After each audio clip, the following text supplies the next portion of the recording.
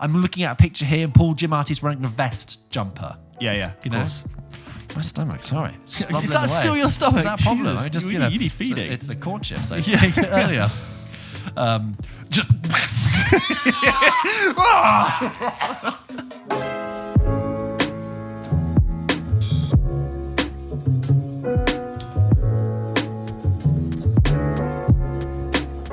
Welcome to episode 93. Good Lord. 90 Thrizzle. 90 Thrizzle of Pulp Kitchen. If you're a new listener, welcome to the show. We talk movies and TV and have a good laugh here. And if you're a regular listener, welcome back. Hope you've had a great week in the beginnings of September, the new academic year. I worked out that I would be in year 24. I very conveniently am always in the year that it is. So 2023, I'm in year 23. That'll be the rest of my life. Yes. So I was in year 13 in 2013. Got it. And I was in year 10 in year 10, like apart from a couple of few months. I see. So that's really useful for me to know I'm coming up to year 24. But me and Tally have always thought September is the thematic start of the year. Always. Yes, thematic. Yeah. That's a very good point. Yes. I really do. It does feel like a new beginning. I feel like new opportunities happen. Summer really does. The end of summer feels like a natural end point to a year.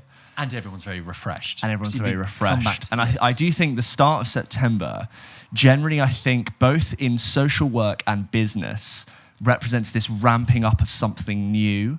And usually I think people do start jobs. And I think like it's also like financial calendars work this way. And you build up marketing budget and social parties and events culminate at Christmas. And then there's this break and then it's back with spring and the summer and then it stops. I just think that is school starts, life starts, Yeah, my birthday's also September, so I'm like, yes, age, new year. June, I've always thought June, July, August, September, right? June is like a month-long Friday.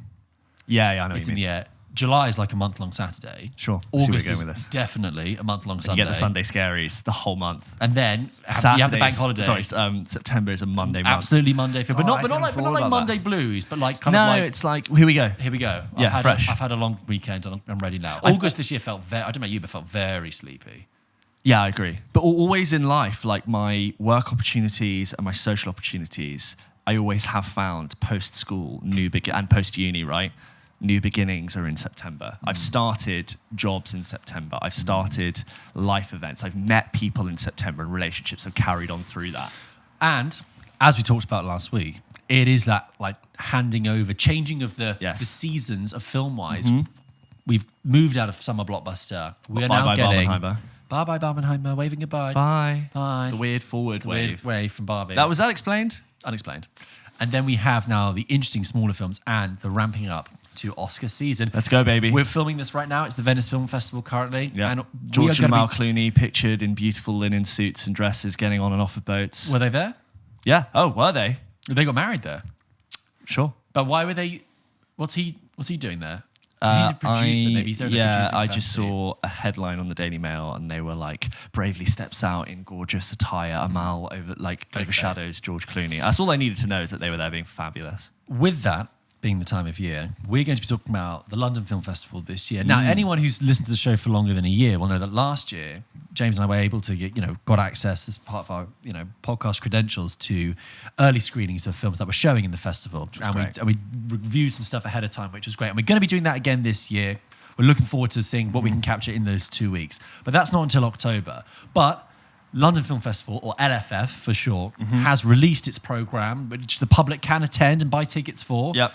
And we've got some really, really interesting films coming up this season. So we're going to go through a short list of the most interesting things that are coming our way onto our screen. And some of these are very likely to be nominated for Best Picture, Absolutely. Best Actor. You'll see a lot of these being spoken about in the award And season race. Some of the conversations we've had and with other people, I think we're in a really good year. I think it's from based on what... I mean, we haven't seen the films. For all we know, some of them could be rubbish. But just looking around at some of the talent and some of the films that look like they're really going for it, I think this is a really, really good year. I thought last year was good. I think this year's definitely upping it. Again, not seen the films. Based on the list they're about to go through, just on that, we have new films from a lot of very interesting directors. Yeah. Scorsese, David Fincher, Todd Haynes, Alexander Payne, Jeff Nichols, Sofia Coppola, Andrew Haigh. Also, newcomers like James Samuel, Bradley Cooper, Yorgos Lanthimos, and not included in LFF, but Michael Mann is also returning with Ferrari as well. It's a really, really interesting Lots year. of prosthetics, lots of costumes. Wigs. Fat suits. Yeah. No, they've retired that when they last year. What's the fat suit this year? Brendan Fraser. That was last year. No, but I'm saying, like, I reckon Adam Driver's wearing a fat suit in Ferrari. Have you seen the pictures of it? I think he's so. very lean. He's very lean. He's got a head of a headpiece on it. Oh no! Look, Someone's going to wear a fat suit. I think they'll be like, this is the fat suit non-year because we did that with the whale. It's still got Brandon Fraser's sweat marks. Did Christian in it. Bale for Vice do a fat suit, or was that au naturel? Oh, it was au naturel. You know him. Yeah. Look, that's a wig. Look at that big wig on Driver there. Oh yeah, wigs. Anyway, he is looking actually quite scrawny. so if you want to get a scoop and get an ear to the ground on the exciting films that are coming this way, not just in London Film Festival, but in the beginning of the awards calendar, listen forward to this episode. And in a few months, when someone's like, "Do you know about this film where Bradley Cooper's playing much?" Yes, and you can have a wonderful little soundbite. Because I heard about it on Pulp Kitchen. No, I listened to a really good podcast called Pulp Kitchen. Please go listen to Pulp talked Kitchen. about it, yes. Anyway, should we it. go through that list now? So, London Film Festival, hundreds of films showing, but we're going to be going through some of the big highlights, some of the ones that are showing at the galas from the big names.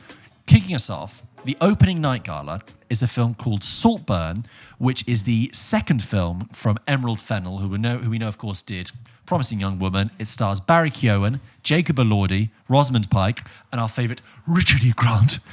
And I actually first heard about this film because he was filming something in his garden, and it was like, I got this when I rap shooting with Emerald Fennell on the wonderful, exquisite Saltburn. Anyway, the premise is this. Struggling to fit in at an Oxford university, Oliver finds himself drawn into the world of the charming and aristocratic Felix, who invites him to Saltburn, his eccentric family's sprawling estate, for a summer never to be forgotten. Got a whiff of Brideshead Revisited. I was just about to say. That sounds a bit as someone of who's Brideshead. been in an adaptation of Brideshead Revisited. Have you actually? Yeah, I was Sebastian. That's one of my favourite books. Oh, really? I love it, yeah. Interesting cast, interesting premise. If Promising Young Woman was about skewering sex relationships, sexual assault, and interrelationship between men and women, this is clearly looking at privilege, class, wealth, toxicity of money. Now, James, how do you feel about that film? I think I'm very excited for it. I'm very excited to see more of Barry Keoghan post Banshees of Inisherin, because I already thought he was good, but I completely was like, oh, he's shot to the top of my list of actors. Jacob Elordi, again, I'm just talking about the actors in it. I thought he was really good in Euphoria. I see a lot of hype around Jacob Elordi, and not to diss Jacob Elordi, but I'm like, I've only seen you in one thing, and there's a lot of hype. I'd like to see you do more. Well, similarly with Regé-Jean Page, I'm like, yes, I know you were very attractive and suave in what's his face, Bridgerton, and I thought you were funny in Dungeons and Dragons recently. So much hype. I think the hype with Elordi is about his potential, because we haven't seen him in anything, and we'll be talking about him with another film later as well. And like Regé-Jean Page being in all the lists to play Bond. And I'm always just a bit like, it's not that I'm against it. A little bit more. I need to see more before I'm like, you could play Bond. And the decision ultimately lies with you, James. It does. Barbara Broccoli's, I've got a meeting with her soon. And then I see him in all these like very wanky EV commercials before the cinema, just being very smooth. It's because he is very good looking. He's very good, very suave. But I'm like, come on, give me a bit more. But I will be interested to see Jacob Elordi in something I wonder else. if he's playing an Englishman then. Is he doing an English accent? Oh, good point. Unless he's doing like an American student at... Could be. Where's it set again? At Oxford University. At Oxford, yeah. Oh, that'd be great. I'm intrigued by this. Obviously, it's the opening night gala, so it's clearly a big film. Yeah. I love Barry Keoghan. I'm intrigued by Jacob Elordi. Rosamund Pike, I think, is always incredibly always. dependable. And I think still... Interesting to see as well. Still kind of underappreciated, even though she has her roles. I think she won a Golden Globe recently. Richard E. Grant, obviously, we love. And I love that Richard E. Grant is now getting the big profile work. I really, really didn't like Promising Young Woman. I think we talked about it. I just don't think... I really just fundamentally don't think that was a good film. I love Carey Mulligan She was pretty great much in everything. I think she's really good in it. But no, I think I'm less irritated by Can I just also... I hold up my hand. I was somebody who was so excited to see that film. And it got delayed with COVID. And I was gutted. And when I sat down to watch, I was like, this is great. And I was just so disappointed. I thought it was... The dialogue... So I'm a bit suspicious of this, but I will be very open. I'll go into it with an open mind, and who knows? I started the trailer for Saltburn and stopped it halfway through because I was like, yes, I'm in, thank you, don't want to see more. Here we go. And I really liked what I saw. Let's just actually follow that with the Jacob Elordi conversation, because he is also in... So hot right now. So hot right now. And also just so hot in general. He is in Sofia Coppola's new film, Priscilla, which is all about Priscilla Presley. Few directors bring such nuance and attention to the interior lives of young women, but Sofia Coppola, this is from the BFI website, based on the memoir Elvis and Me by Priscilla Presley, Coppola's humanistic portrait of a young woman growing inside a gilded cage serves as a beautiful companion to her 2006 film, Marie Antoinette. This is obviously very interesting, coming off the back of Elvis and Austin Butler's, hugely successful turn in that. Yeah. Maybe, James, this will give you a different side to Jacob Elordi in playing Elvis. But the key is, of course, it's not Elvis's film, it's Priscilla's film. I wonder if they're going to have someone playing the Colonel. There comes the fat suit. There comes the fat suit. And I'd just be interested to see what any other actor would interpret to do with that role, because it can't touch anything that Tom Hanks did. They should go in a completely different direction and have Steve Buscemi play him. It's just the scrawniest. I think that would work. Yeah, absolutely. It's not actually that far apart. Do you like Sofia Coppola's work? Yeah. What? Virgin Suicides. Not seen. Marie Antoinette. Yeah, I like Marie Antoinette. Lost in Translation is her most Lost in Translation. Love Lost in Translation. That's great. Yeah. I rewatched that in 2019 and I still really liked it. I thought it was really beautiful. The Bling Ring? No, not seen The Bling Ring. And On the Rocks, she did a couple of years ago. That was okay. I mentioned that last week when I did the rant about the other thing. The Bling Ring. Yeah, I think a lot of people say The Bling Ring is actually okay, but it was completely mismarketed because it had Emma Watson in, so it died on its arse. Who else was in The Bling Ring? I want to say Selena Gomez. Oh, was it? No, I think I'm getting confused with Spring Breakers. Those two films came out at the same time and got massively mismarketed and therefore poorly received. Emma Watson, Katie Chang, Israel Broussard, Claire Julien, Paris Hilton, Lindsay Lohan, Leslie Mann. But no, I think you're mixing up. Was Selena Gomez in Spring Breakers? God, she probably wasn't. I get it confused with Vanessa Hudgens, I think. Was Selena Gomez one of the houses that they raid in The Bling Ring? I haven't seen it, so... Yeah, Selena Gomez is in Spring Breakers. Oh. Anyway, back to this. I think Sofia Coppola has proven, even though her filmography might have been a bit up and down, that she's really interesting. The Virgin Suicides, I still think is a really cool film. I'm interested to. I think it's refreshing that we're having this so close to Baz Luhrmann's one. Yeah. So that's really exciting. Talking about Elvis, talking about Austin Butler there very briefly. Let's talk about Jeff Nichols' new film, which is The Bike Riders, which has Austin Butler in it.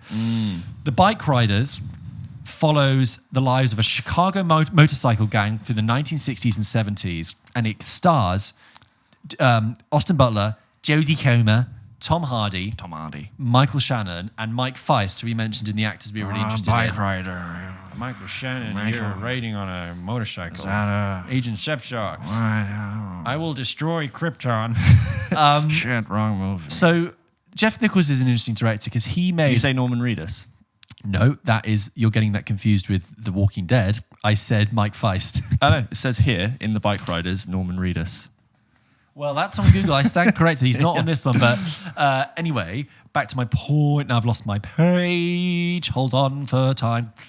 Jeff Nichols, for those who don't know, is an interesting director. He made quite a few interesting mid-budget indie films in the last decade with interesting casts. He made Mud with Matthew McConaughey. Never saw, but I've heard good things. Yeah, Mud was good. He made Take Shelter with Michael Shannon, which has a really good Michael Shannon performance, but has a premise which I think could have been much more interesting. That's about, have you seen it? It's about when Michael Shannon believes that a biblical reckoning is coming. No, I've not seen that. He becomes obsessed. Into it. He becomes obsessed with building a shelter in his back garden. Oh, right? okay. Shelter. But the problem is that the film very quickly sets up that it is all in Michael Shannon's head. Okay. But I would have preferred much more tension between, is he actually onto something? Is he actually received divine connection? Right, okay. Then he made a film called Midnight Special, which was... Did you see that? About the alien child, and he's on the run. And I might have seen it, but I do not remember Get the cast for this, right? Midnight Special. Joel Edgerton, Michael Shannon, Kirsten Dunst, Sam Shepard, and Adam Driver, and more. Bill Camp. Bill Camp's in everything under the sun, isn't he? And then Loving. Do you remember that? That was a forgotten film, Loving, with Nick Kroll and Joel Edgerton and Ruth Negga about the interracial relationship. Don't remember. It was an Oscar contender that didn't get any sort of pickup. But anyway. Oh, I recognise it now, yeah. So Jeff Nichols back with another star-studded cast. Look, it's got the main picture of it is Austin Butler riding a bike. And I don't know if he talks like this, but Mama, he probably I'm riding a bike and I'll be with Tom Hardy. It'll be the open road. I'll be hitting it with Mama, Michael Shannon, Tom Hardy. Jodie Comer. You know what you've got in that film? You've got a lot of very squinty actors who love a good squint. Oh, yes, you Shannon do. loves a good squint. I think Austin Butler's going to be real squinting. Oh, Tom Hardy's going to be squinting the hell out of Mike it. Feist's eyes are quite small anyway, but it looks a bit, so it is a very squinty And being film. a biker is an inherently squinty activity. And to contrast to that, And the wind, you know, you gotta... Jodie Comer will have the big, wide eyes of, Yes. you don't want this life. You wanna Open your she'll eyes. probably have an American accent, but like, you want to get off this life? Well, Mama, I'm going to get You off this. didn't do an American accent there. Yeah, you want to get off this life? That's not American. Yeah, no, but you said she'll probably have an American accent, and then you continue to do a Scouse accent. Michael Shannon, Mama. Hey. Yeah, I'm ready for gruff, mumbled dialogue spoken through the fluffy of the beard. Yeah. Lots of people And a handkerchief. leaning over to the person next to you going, what did he say? Chewing tobacco and spitting it on the ground. Tom I'm all Hardy for wearing it. a cravat, the rider mask over his mouth. It's all looks, by the looks of it, it's all shot in black and white as well. It's chiseled. It's going to be Americana, the movie. He was very mumbly, spoken through the lips and the breath in The Revenant, Just barely to pounce. A sweetheart is a bloody sweetheart. If you want to talk to me, then fucking talk. Love you, Tom Hardy. Good to see Tom Hardy back in a I just love doing a film. Venom thing. Like, no disrespect to the Venom films. I just, I think Tom Hardy's more interesting than those films, if I'm being honest. All right, what else have we got? We've got Daniel Kaluuya's film The Kitchen, which we mentioned a few months ago when we did the Netflix preview. That is a kind of set in the near future, quasi-sci-fi, London 2040. We got to hear a Daniel Kaluuya who is very clearly in a very creative space. I believe that Daniel Kaluuya had come straight from the editing room, and a bit like if anyone has been like crammingly writing a dissertation or an essay it's just on a one deadline, mind, and was literally lifted, placed on a stage in front of other people. So he was asked questions. He was like, I think when all you do is your dissertation, someone says, "So what's your dissertation about?" And you're like, "It's a moment in history." in your head, it's like. But I like the fact that he is completely all, from what we imagine, completely all encompassed by that project. Yeah. Nothing else matters to him right now. So it's actually co-directed. It's between Daniel Kaluuya and a guy called Kibwe Tavares. Nice. And London 2040, hardworking loner, lives in, he wants to leave the kitchen, the estate he grew up on, and move to one of the sleek luxury penthouses that are popping up all over London. But when he discovers that his job at an ecological funeral home, that his ex-girlfriend has passed away, he finds his path colliding with that of Benji, her younger son, and many other plot threads intertwined. It says here it's wildly creative. Think Afrofuturism meets Blade Runner, but with a totally unique twist. The Kitchen is a timely reminder of what it means to be, the typo here, of what it means to be a family and to fight for what is most important. Interesting. I still think that not enough things rip off Blade Runner, which I know you might think that like everything rips off Blade Runner, but I think there's more to do in that like future steamy wet raincoat. Oh, I think if you went to look for it, you'd find it. Do you not remember Duncan Jones made a movie called Mute, which was very, very influenced by... No, when did that come out? Like 5 years ago. And the fact you don't know it is because even though it looked... Paul Rudd and Alexander Skarsgård? And Justin Theroux. Apparently it had a great cast, but it sank like us. Apparently it absolutely stank. Do you remember the Netflix project with the one, Joel Kinnaman? That was really hyped. Altered Carbon. With a name that sounds like a thesaurus job. Yeah. That really came up. That sounds like the movie opposite name. Altered Carbon. Oh, what's that? Adjusted. Unaltered sodium. Next up is Anthony Hopkins continuing his evergreen run of late age wonderful performances after The Father and Armageddon Time in One Life. Anthony Hopkins leads an all-star cast in this inspirational true story of courage and the strength of community in the darkest days of the 20th century. And this is it's a really interesting story. I actually do know this story, so I do know where it's going. But I think I think a lot of people won't know how this story culminates in a really brilliant way, and I encourage you not to look it up because I think it'll be really powerful in the film. But it's about Nicholas Winton, who was during the Second World War was living in the Czech Republic, a British resident in the Czech Republic, in Czechoslovakia as it was called at the time. Jesus Christ! But he played a very instrumental role in saving a large number of Jewish children on a kinder transport, and it's a really brilliant story. But there also there's a kind of a third act to do with that story that is really brilliant. I think that's going to be a bit of a weepy. It stars Anthony Hopkins, Johnny Flynn, Helena Bonham Carter. Johnny Flynn, I like, and sometimes he is he's an underplayer. You know, Johnny Flynn, I think he really underplays some of his performances. Sometimes I feel like, give us a bit of a smile, Johnny Flynn. Yeah. You know, he likes to do things very flat like Give us a smile, love. And he's Johnny Flynn. He won't reveal much. He'll play Ian Fleming in Operation Mincemeat. That was where I saw him, other things as well. Why do we go to the cinema? To escape. Do you remember I told you he did that? Yeah. He really underplayed that one. I feel like I'm okay with Anthony Hopkins being typecast as a wise older man in everything he's doing. He is. Because it's working. He is great, isn't he? Like he has. Yeah. I think there was a period of time, maybe in the 10 years after Silence of the Lambs, where he kind of got typecast a little bit as the fantastically intelligent but cryptic, quirky, cryptic person who could be villainous, could be not, and he would always be there doing his slight, mysterious voice. And now he's slipped into benevolent, kindly, jaded. That's my stomach rumbling. Did you hear that? Was that your stomach? Yeah. Oh wow! I thought it was like a screw, like coming man. And look, the picture for him is this, is a troubled expression on his face. Yeah. Like he's seeing, because of the years of wisdom in his eyes, he's seeing the solution to a problem the world is facing. But I mean, The Father I really liked. I think, have you seen that? No, that's a really solid watch. I really solid watch. And I know I had it on my list for a while. And you sold me on Armageddon Time. So that is a movie called. He was the best part of that film. Underseen Armageddon Time, I think. Yes, that film that we just talked about is called One Life. Next up is a film I'm really excited for this next one because it's from a director I really like and contains many actors who are so hot right now and we all love.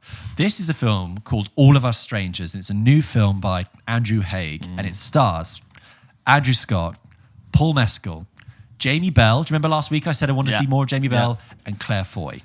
And it's all purple neon and people lying on top of each other. They star in a superb a superb and unsettling adaptation of Taichi Yamada's Strangers. Adam is a screenwriter living in London. He strikes up an uneasy acquaintance with his mysterious neighbour Harry, which edges towards something more intimate. And at the same time, other things are happening. What I love is that cast. First of all, I almost believe that will just be a four-hander. And it says on the poster, with Jamie Bell and Claire Foy. So they're not going to be massive. Like, here we are. Might be peripheral characters. But Claire Foy is excellent in everything. Oh, so good. Jamie Bell, I love to see him when he's around. Paul Mescal continues to be the most ascendant star we've, at least male actor we've got for a while. And Andrew Scott always delivers. Always good. As GQ describes it, All of Us Strangers will be Paul Mescal and Andrew Scott's ghostly gay romance film. So, there you go, guys. But I'm really excited. So when I mentioned Andrew Haigh, is that Andrew Haigh has directed... he made a series called The North Water recently, but he directed a film called Weekend, a film called 45 Years, and a film called Lean on Pete, which I haven't seen. But Weekend and 45 Years are really interesting. Weekend is about a whirlwind, like 48-hour gay relationship that takes place, told from the perspective of one of our main character who's quite shy and kind of isolated in his homosexuality, and then meets this, more open guy at a club, and they just have this kind of 48-hour period, but it's really beautiful and really intimate and just really like touching. And then 45 Years, which is definitely probably in my favorite films, is this really excellent story. I've probably talked about it on the show before, with Charlotte Rampling and Tom Courtenay, which has a great premise, which is that it's approaching their 45th anniversary. This married couple, they've been together 45 years, and they live a quiet, nice life in the Suffolk countryside. And she comes back from walking the dog one day, and a letter has arrived, and it's addressed to her husband. And he opens it, and the letter is from Switzerland, I believe. And they say, "Oh, just to let you know, we have found the body of your ex-girlfriend. And he revealed, and you soon realize that he had an ex-girlfriend that when they went on a hiking trip back 50 years ago, she tragically died, but she's been stuck in the ice and the permafrost for 45 years. So they've discovered her body and it looks exactly like she does now. Wow.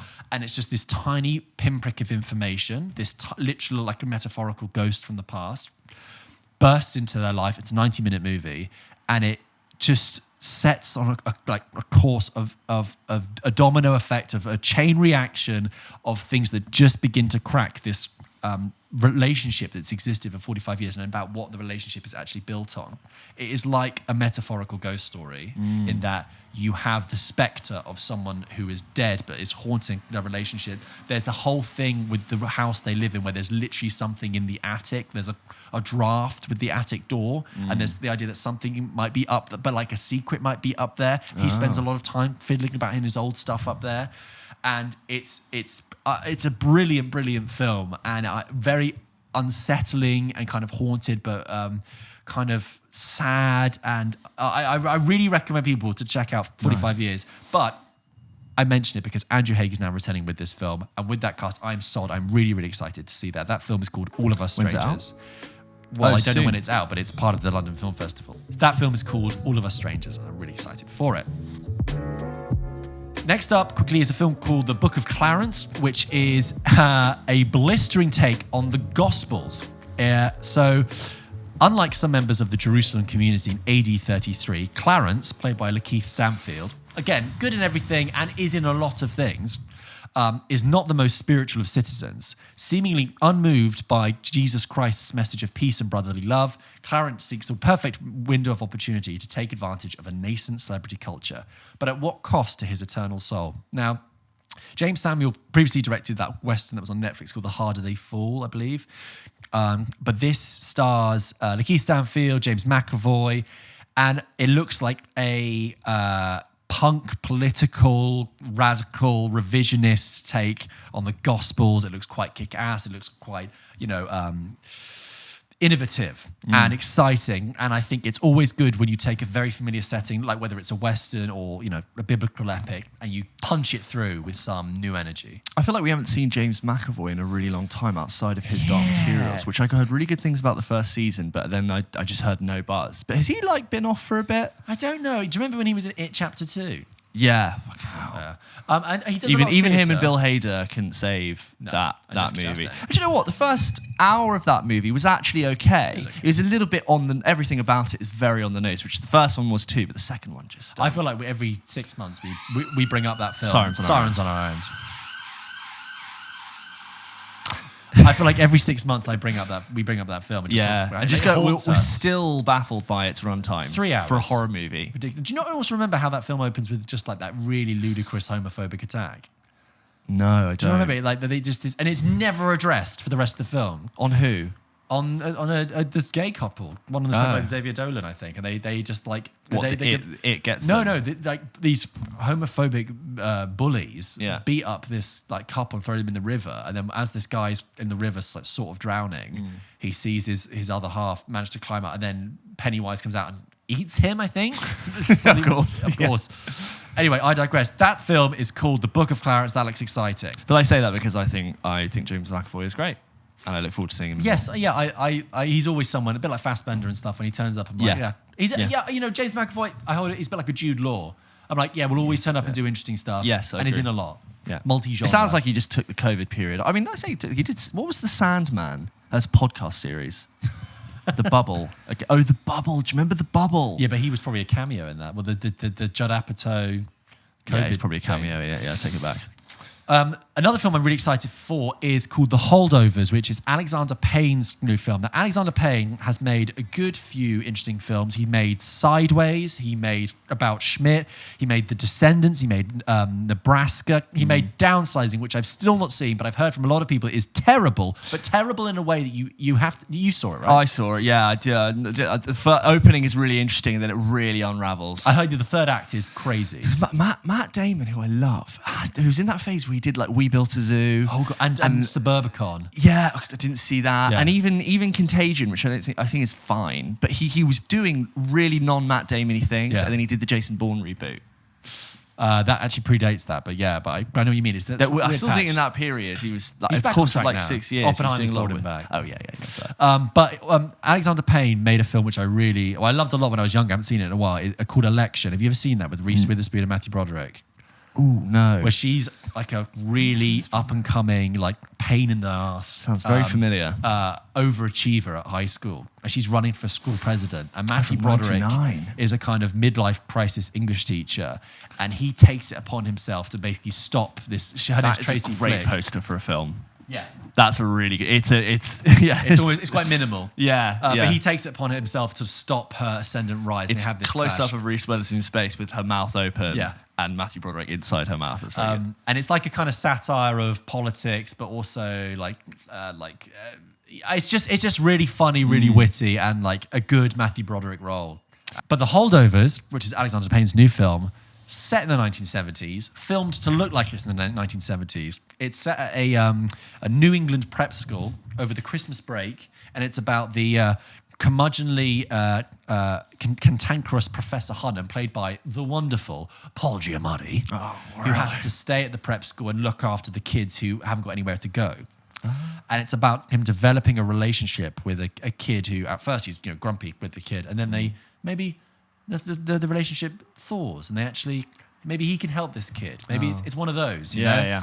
I'm Alexander Payne, an interesting director. Paul Giamatti, I will watch him in anything. I don't see that many other actors that recognizable names in this. It feels like quite a small film, but I'm all for it.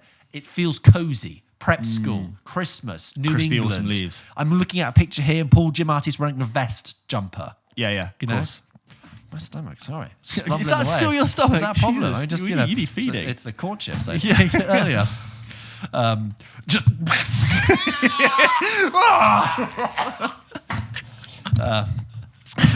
George was referencing Alien for people listening. the alien carries on the show. Like. Yeah. Anyway, The little tongue one, does it? oh yeah. Okay, couple more to go through. One we're very excited for. David Fincher returns, not just with a film, but a film about something that he loves, which is serial killers. Death. David Fincher returns with The Killer, starring a much missed Michael Fassbender, as well as Tilda Swinton and other people. Screenwritten by Andrew Kevin Walker, who wrote Seven, and it's the first time Fincher and Kevin Walker have re-teamed up for this. You know, it's about an assassin, and then something goes wrong. It's basically the gist. I don't need to read anymore because I don't want to read anymore. I saw a really great featurette of Michael Fassbender filming in a car in The Volume with sort of... The Volume? The Volume. That's what they shoot The Mandalorian on. I don't know what that is. You know, like they use a screen instead of green You just screen. told me what they used it for. They didn't tell me what it was. You know that they use a screen instead of green screen. They use... You know what The Volume is. No, explain it to our listeners. I don't know. You know how The Mandalorian, they don't use green screen? They I shoot don't on a use digital... this. I don't know this. You don't know about The Volume? I don't know about The Volume. Where everything is shot now? No. Explain never it. Okay, take... But we've talked about this before. No, we haven't. Yes, we have. No. Explain... Okay, imagine a world where I don't know what it is, and could you explain it to me? So, if not for me, for the listeners. Okay, so imagine, instead of using green screen, which is very popular now with a lot of Star Wars and Marvel projects, okay, you have what's called The Volume, which is a massive panoramic digital display that moves in sync with the camera and has a naturalistic depth of field in relation to the camera. So instead of The Mandalorian being in a green screen on Tatooine, for example, the backdrop is Tatooine. And the background is absolutely perfectly matched to the camera movement. So instead of using green screen, it's like putting a TV behind you, a massive, very smart TV behind you. Okay. You must have seen the featurettes of The Volume and how they do everything okay, now. back to The Killer. So he's shooting it in The Volume. I saw a really great featurette with Michael Fassbender and David Fincher in a studio. Looked like everyone was wearing masks. It must have been over COVID. And David Fincher, as we know, loves to do as many takes as needed to get the shots. And they were talking about the cameras and the very distinct movements and like close-up of Michael Fassbender's eye and talking about how the iris should move and what time it should go. And just that very distinct, detail-oriented Fincher stuff I thought looked very exciting. So, no plot stuff, which I appreciated as well. Again, just feel. I don't want to go in for plot really, because all you need to know, it's Fincher, It's Fassbender. It's Killers. It's called The Killer. It's had some really good reviews out of Venice. I'm really excited for it. It's based on, all I will say, it's based on an adaptation of a graphic novel. There we go. Oh, okay. Oh, yeah, we did know that when we previewed it a while ago. A couple more, still very interesting. One that's, I think, it's got typical awards fair written all over it. And that is Bradley Cooper's return as director for Maestro, which is all about acclaimed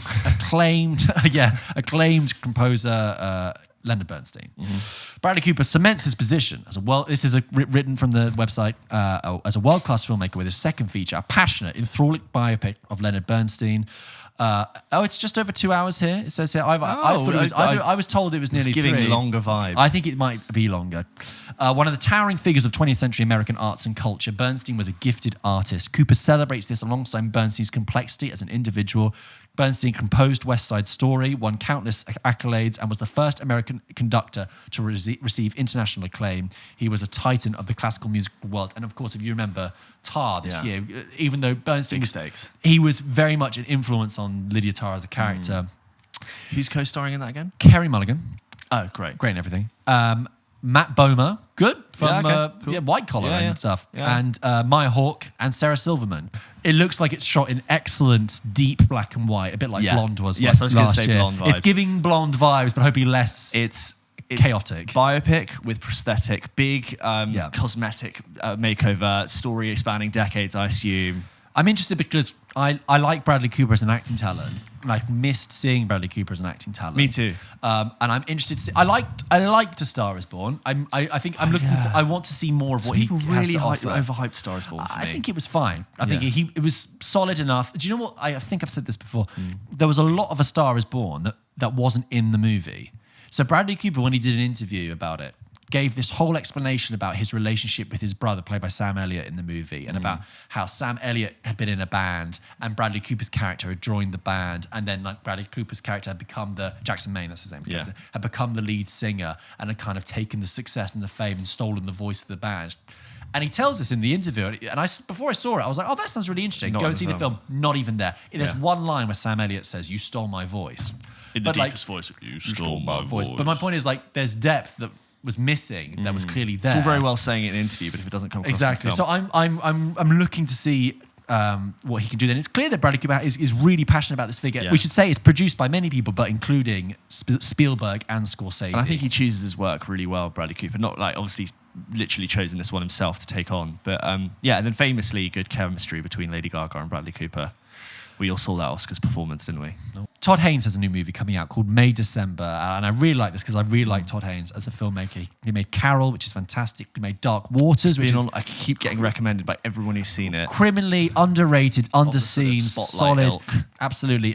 He made Far From Heaven, Velvet Goldmine, and going back to Safe as well. He's a really good, interesting director, and this is what I mean. This year is filled with like established, interesting directors coming back to the fray.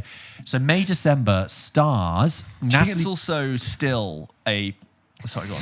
Go on. Go on. Do you think it's also still a lull from COVID, where it is people coming back, where it's like either people working on stuff that got put on ice, and there's this new rejuvenated lease coming out of that 2-year period where they can put stuff out, and it's almost backlog exploding back onto it.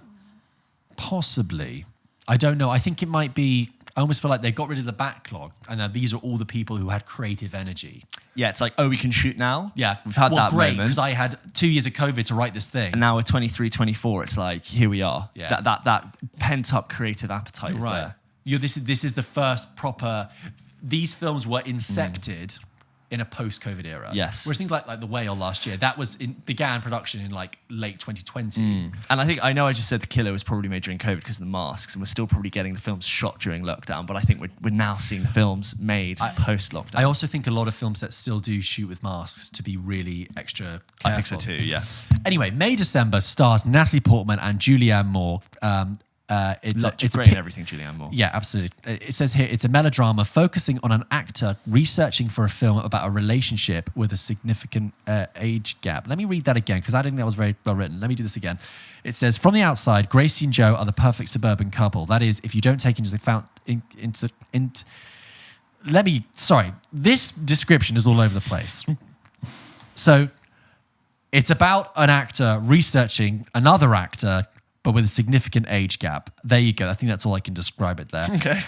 Great. But well, hang on here. Okay, let me see if you can get a handle of this.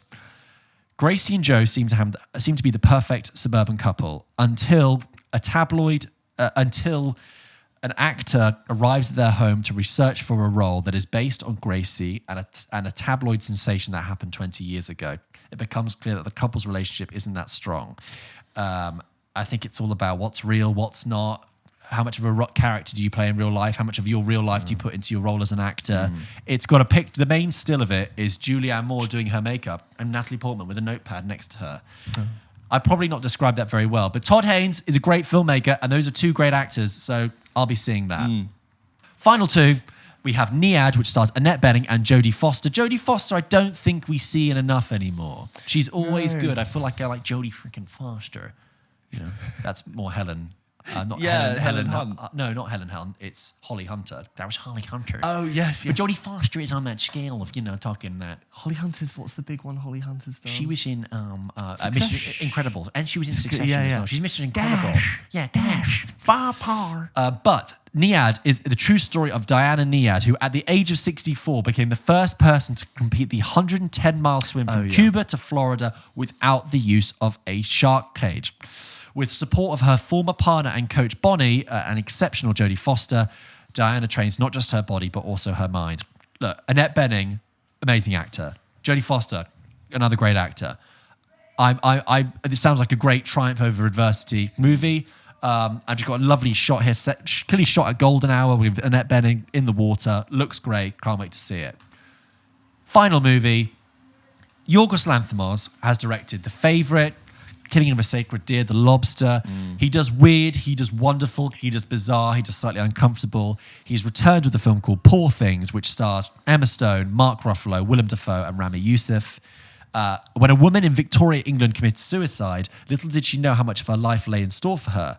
Reanimated by her de facto guardian, the scientist played by Willem Dafoe, her mind soon becomes increasingly alive to the opportunities that the world offers. Look, it sounds like surreal, madcap, just trust me on this, probably shot like The Favourite on a wide fisheye lens where everything's a bit kooky. Yeah. It looks a bit mad, but Emma Stone, I will watch in anything. Mark Ruffalo, again, another great actor. Well, these are filmmakers and actors at the top of their game. Rami Youssef as well. I haven't seen Rami the TV show, but I've heard lots of good things about it. In a lot of ways, back to Mark Ruffalo, he's a little bit wasted in the MCU because I never feel like his role really developed in there, and he's really good, and he's not really given that much to do in that space. It blows my mind that Mark Ruffalo was like the third billing actor in She-Hulk.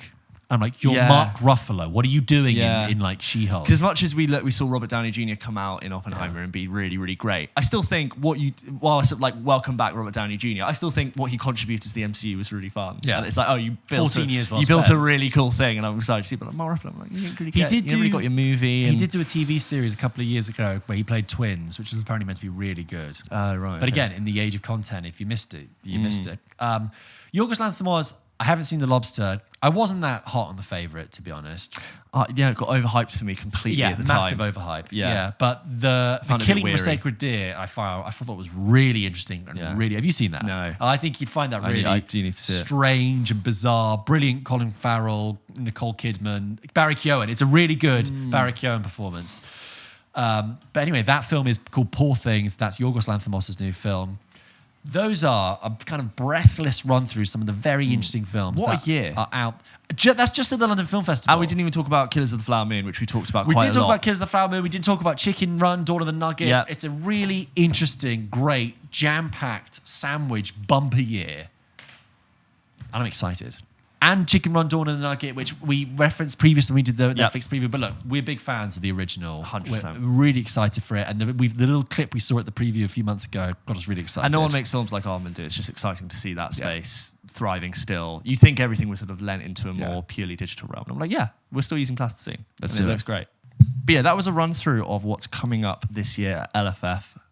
Oscar season, hype season. If you guys have seen any of these films or in a different part of the world, maybe you have access to watch these, you want to send in your comments, your thoughts, your concerns, as we get to see them over the coming weeks, as always, send in your thoughts to hello@pulpkitchenpodcast.com. Also, just because we've referenced the strikes a few times in previous weeks, if you are wondering why some actors are being able to promote their films at festivals during the strikes and how that works, that all comes down to interim waivers that are being granted by SAG to certain actors to promote certain work. There's a clip where Adam Driver explains why he, as an actor, is promoting Ferrari at Venice and the reasons why it's important in solidarity with the strike to do that. I would just direct you in the direction of that clip because that helps explain a lot of things better than I've just done. So go check that out. Did we talk about Ferrari? No. It's not part of the London Film Festival selection. Right. But it's part of this year. Yeah, lots of big sunglasses. Michael Mann. Michael Mann hasn't made a film in like 8 years. Yeah. Lots of pouty sunglasses, big opulent stylish cherry red Ferrari. Yeah. A little bit of House of Gucci vibes in there, which I hope it isn't. Yes. But yeah.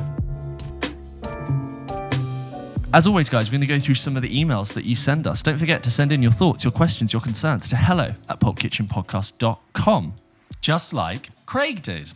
Craig writes in to say, "Hi guys, have to say, I'm loving the pod." Thanks, Craig. I love it when you have to say it. Just watching Bones and All after listening to this week's podcast. Nice. And you mentioned that in it that Timothée Chalamet was asked by Luca Guadagnino to lose even more weight for the role. Hate to be that guy, but I Googled the interview to get more context and discovered it was an actors-on-actors interview between Timothée and Emma Stone. The role Timothy was actually talking about was A Beautiful Boy by director Felix van Groningen. Wow. Okay, so different film. But he was so thin in Bones and All. Yeah, he's a skinny guy. Great Timothée Chalamet performance. Good cast. Steve Carell, Amy Ryan. Huge mess. Like really quite mess. Not a huge mess. Sorry, it's kind. I take that back. It's just really. Yeah, it's a mess. It's a mess, but he's very good at it. Oh, Steve Carell. Did you remember it? Yeah. It's really emotive, but it's like, oh god, it basically hits like 11 at the first bit, and then it just doesn't quite know where to go from there.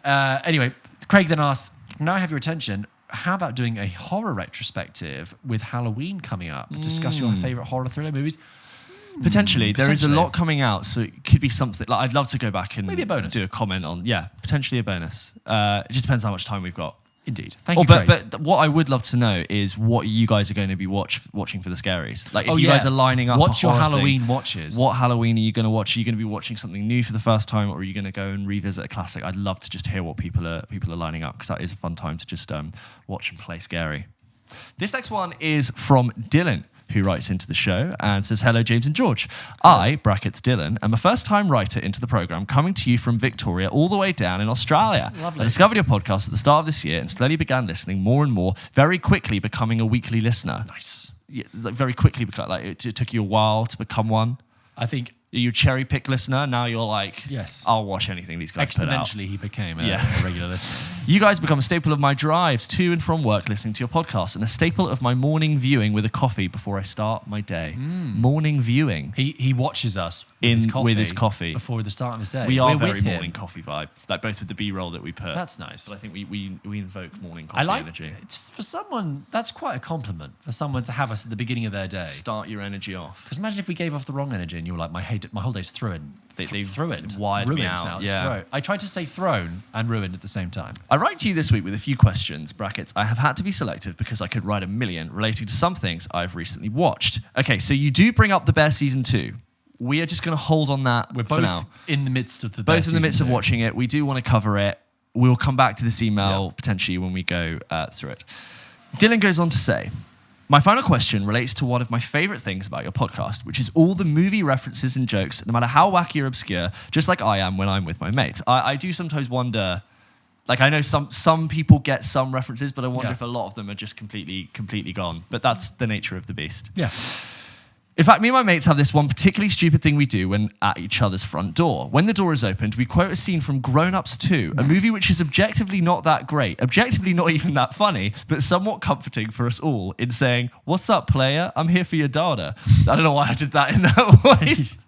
What's up, player? I'm here for your daughter. It sounds more ridiculous when you don't do it in a way. Yeah. No idea how or why we started doing this. The scene isn't even that great, but it is religious amongst us, and we crack up every time one of us does it. My final question: what is the most obscure line/scenes you guys quote on a regular basis? Apologies for the lengthy email. Love your content. Keep it up, guys. Dylan from Australia. It's just like me and you together. Oh, yeah. Because we do, your best friend is suing you for $600 million. Yeah. You're part of my attention. You have the minimum amount. One thing I do, I think I've said this before, is Toy Story 2. I'll often go, but I don't want to use my head. I like School of Rock. You're not going to get in trouble. I'm hungry. Yeah.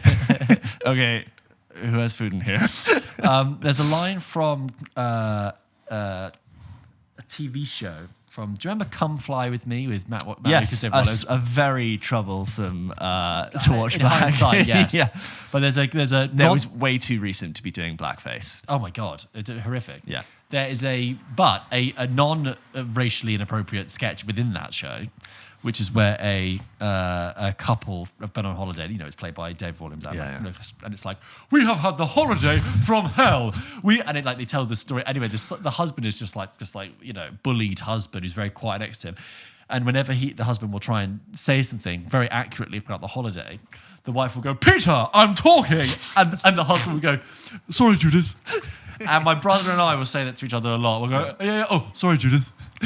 I always do the Dark Knight. Well, hello, beautiful. When he sees Meg Spencer, you must be Harvey Dent Squeeze. The really stoned Yoda in The Empire Strikes Back, when he gives him, in the very confusing scene when he goes into the cave. Oh yeah, and he does this. Yoda, because the puppet just looks really stoned, and Luke says something about the fear or being unprepared, and Yoda just goes, "You will be." And then it just wipes to another scene. Yeah. You're like, the delivery of that line is pretty strange.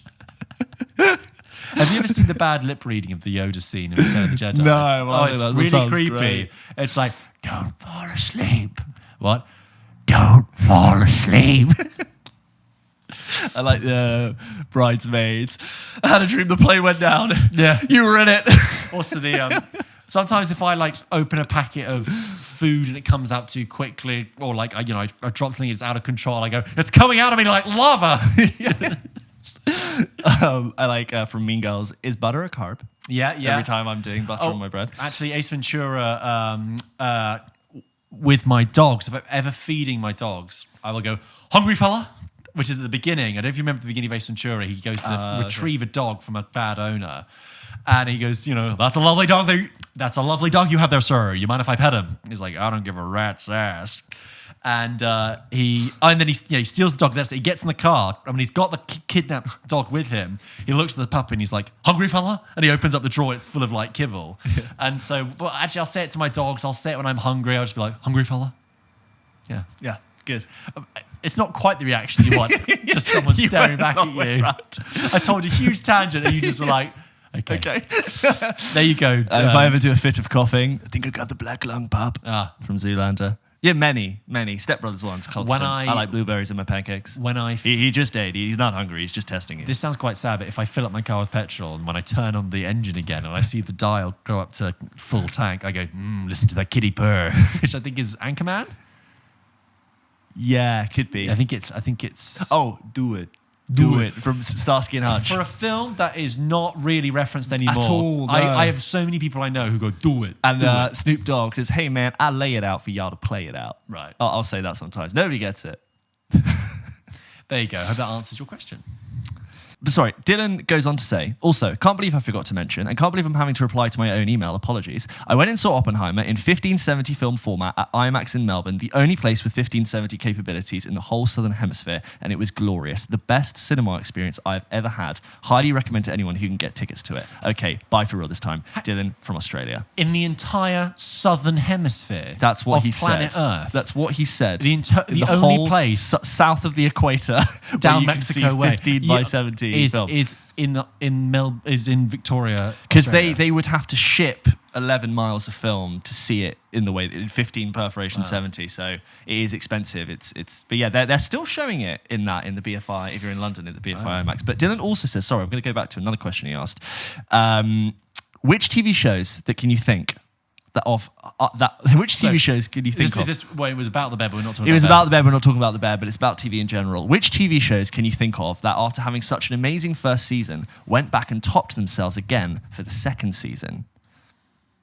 Or maybe just TV shows in general that got progressively better. Yeah. You know what? Because I think a show that, it's very guilty of saying you got to get through the first season. Yeah. I think Breaking Bad is a TV show where you kind of got to get through the first season. I don't think it's a bad season, but it doesn't kick into anywhere near Succession. the gear.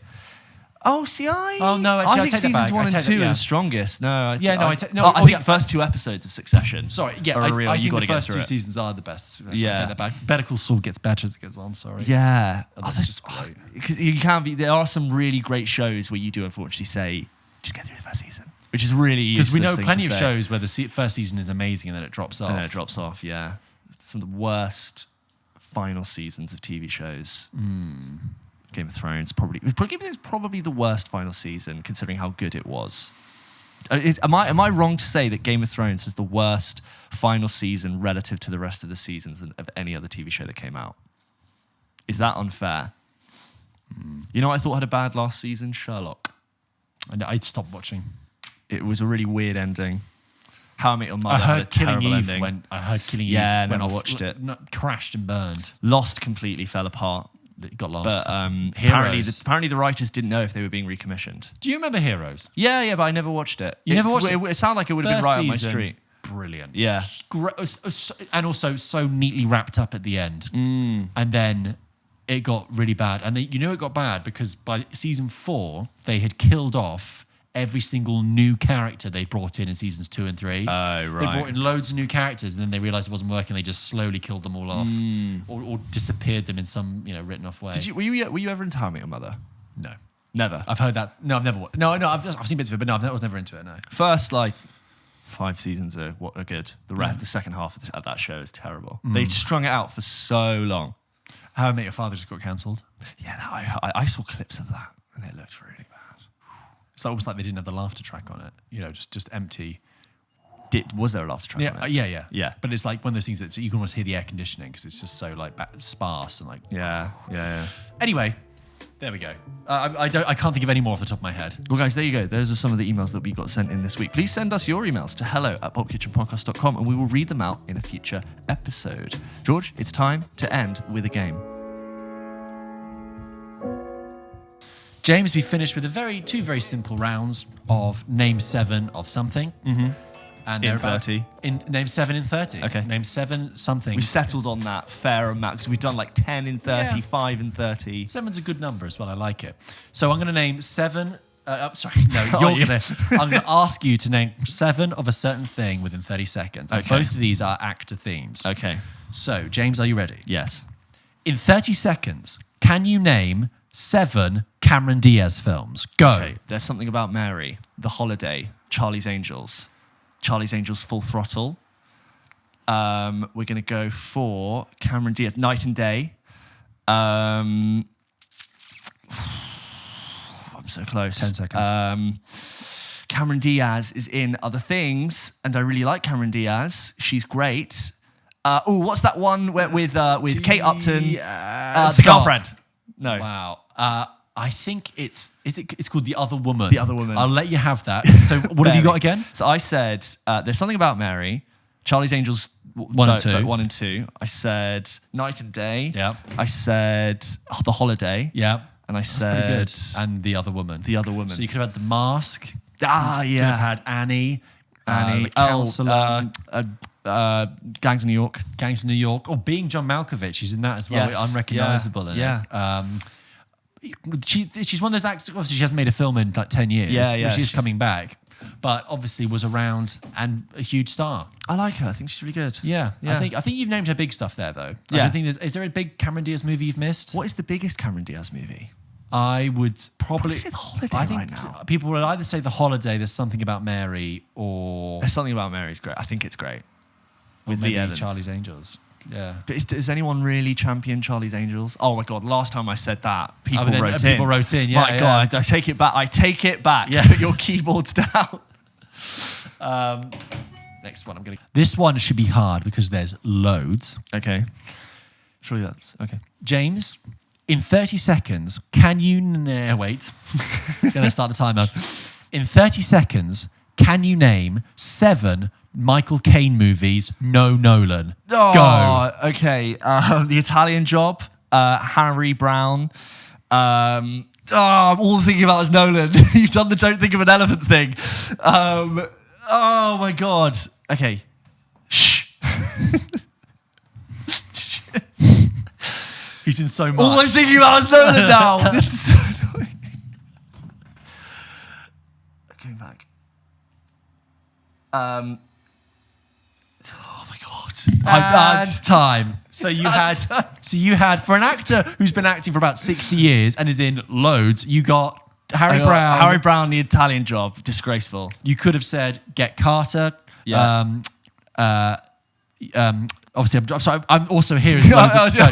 You could have said Get Carter, Miss Congeniality. I forget he's in that. Kingsman, Zulu. No, Zulu's Now the You one. See Me. Yeah. Dirty Rotten Scoundrels. Austin Powers in Goldmember.